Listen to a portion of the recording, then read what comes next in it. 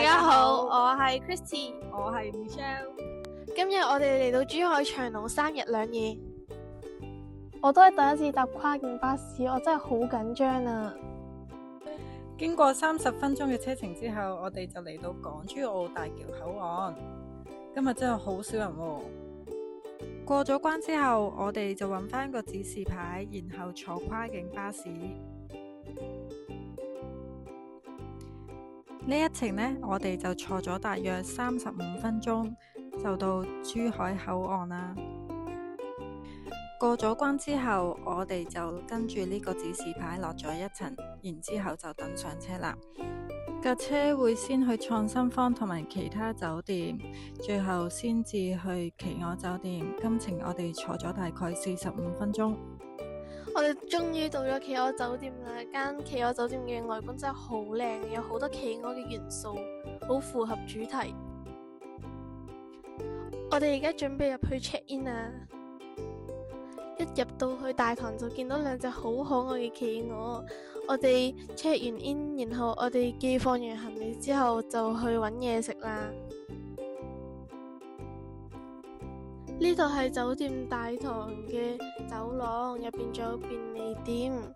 然後呢，我仲見到有精品店，我真係好想入去睇下。之後我哋就嚟到食街餐廳食嘢啦。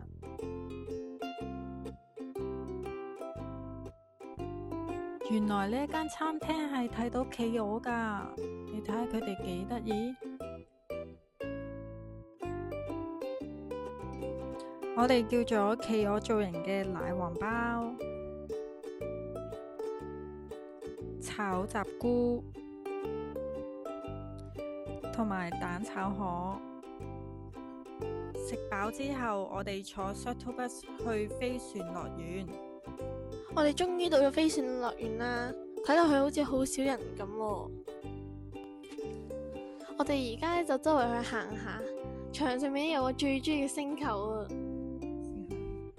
睇落去真係冇人喎，希望陣間玩遊戲嘅時候可以冇乜人排隊啦。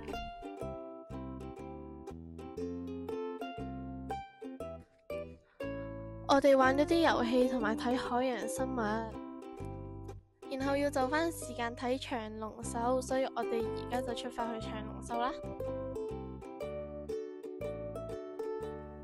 我哋搭 shuttle bus 去咗長隆劇場，真係好大啊！我哋入到去竟然見到草泥馬，我哋而家就入咗去等開場啦。咁內容我就唔俾你哋睇啦，你哋親身去感受下啦。我哋啱啱睇完長隆秀啦，真係好推薦大家嚟睇啊，真係好精彩啊！然後我哋而家就入酒店攞房，終於有得攞啦。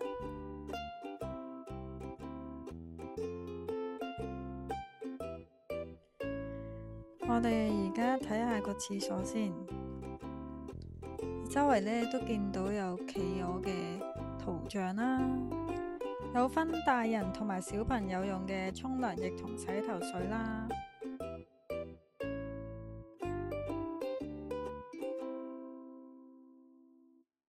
仲有企鵝同北極熊嘅床。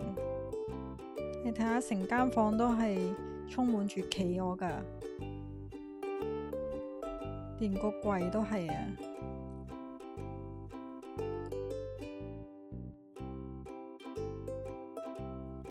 我哋打開窗簾睇下咩風景先，唔係啊嘛？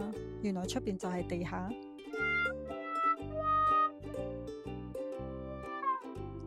唯一嘅好處就係睇完煙花唔使排隊等 lift。我哋今晚就會喺呢度食嘢，食完嘢之後就會入海洋王國睇煙花。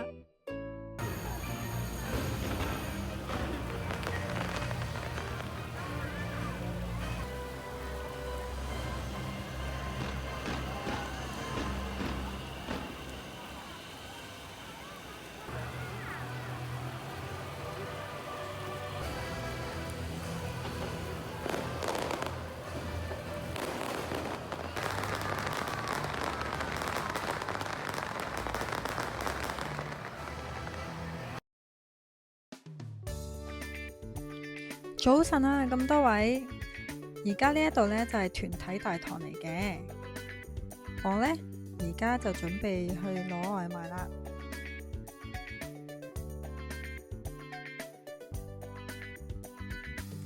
出到門口之後嘅左手邊，會見到係搭 shuttle bus 嘅地方。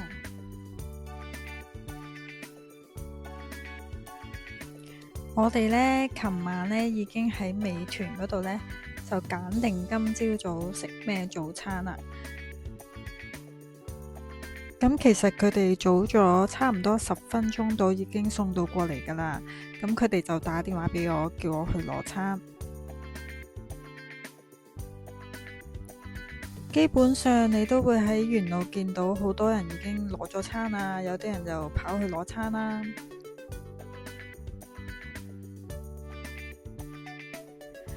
行完條小斜路之後，我哋轉個彎就會見到前邊呢，就係交收外賣嘅地點啦。我哋呢，今日就係食呢啲早餐啦，個味道一般般啦。食完早餐之後，我哋就出發啦。我哋今日全日都會喺海洋王國，大家可以上返官網睇返原來表演嘅時間，咁樣就可以方便安排行程啦。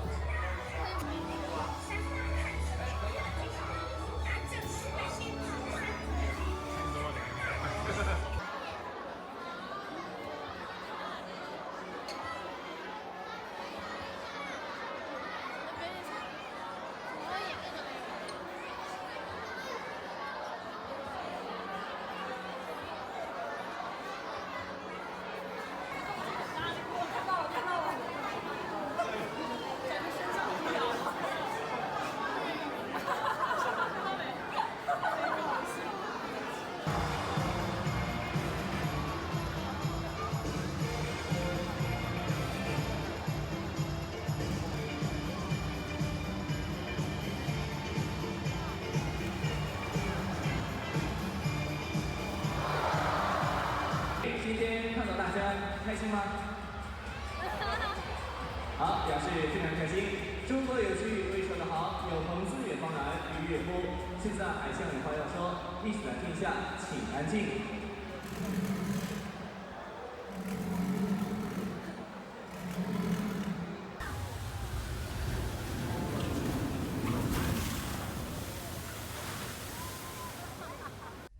我哋睇完3場嘅表演啦，每個表演都好精彩啊！我哋玩遊戲仲贏到公仔啊！最後我哋嚟到5D 城堡影院，真係好好睇啊！我哋今晚喺企鵝酒店食自助餐，而家就帶你睇下有咩食啦。呢一個係榴蓮披薩，都幾好味喎。呢度有湯麵，有海鮮粥、牛肉粥，有蛋撻，有潮汕牛肉，有麻辣湯，自己夾自己煮。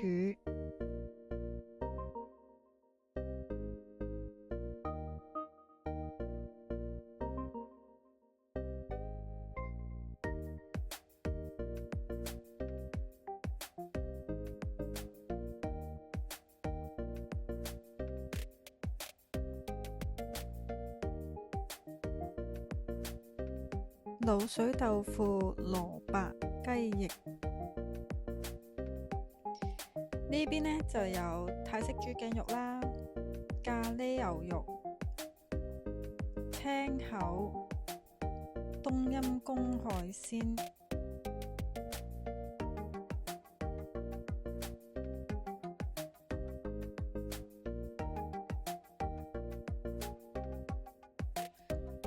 呢度嘅蒸包款款都唔一樣㗎，小朋友見到一定好開心啊！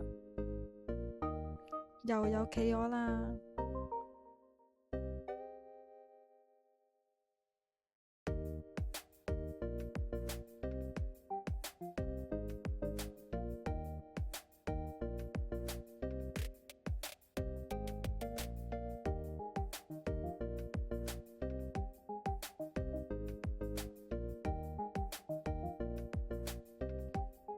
甜品方面有炒雪糕，有桶裝雪糕，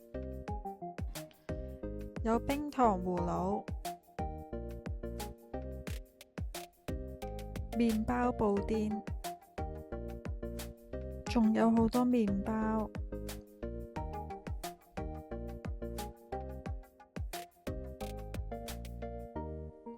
仲有壽司。自助餐嘅時間係5點半至到9點半。如果早嚟嘅話，仲可以坐喺望到企鵝嘅台。我哋大約6點鐘到，都見到好多人已經食緊自助餐。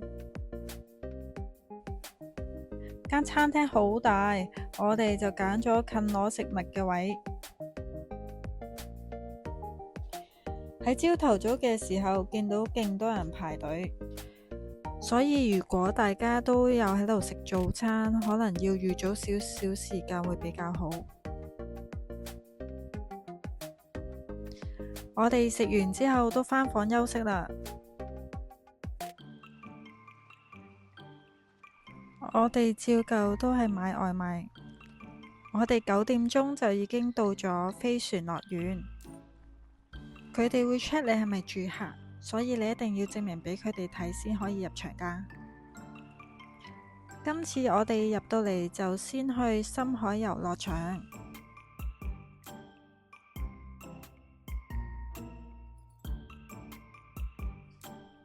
趁而家唔多人，就梗係要玩晒所有機動遊戲啦。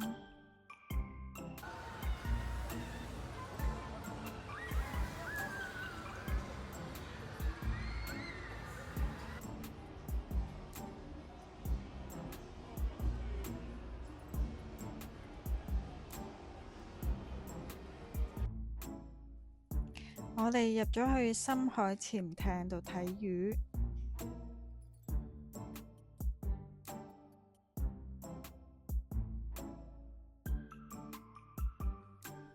呢一個就係百慕大歷險，真係好好睇，好刺激㗎。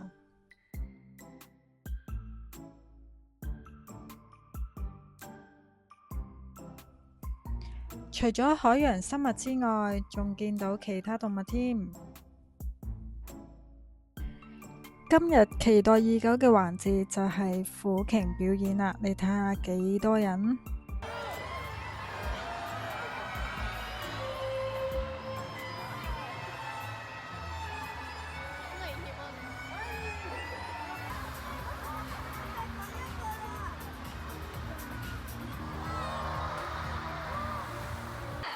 手机相机一定要看护好了！哇，巨大的浪花带给大家非常难忘的体验，我们也希望大家一定要注意保暖啊！发现啊，它们的体型可以说是非常的巨大，比如说我们的卡廷卡，它的身长就已經達到了6點多啊，非常厲害，6米多的身長啊，可以說是人類。個表演真係好精彩啊！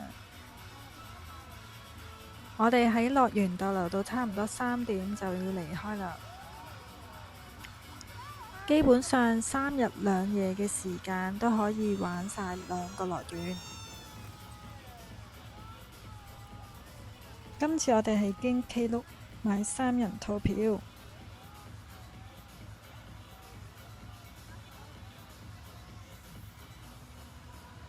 今次條片就到呢度啦，大家記得訂閱、讚好同埋 share 條片啦，拜拜。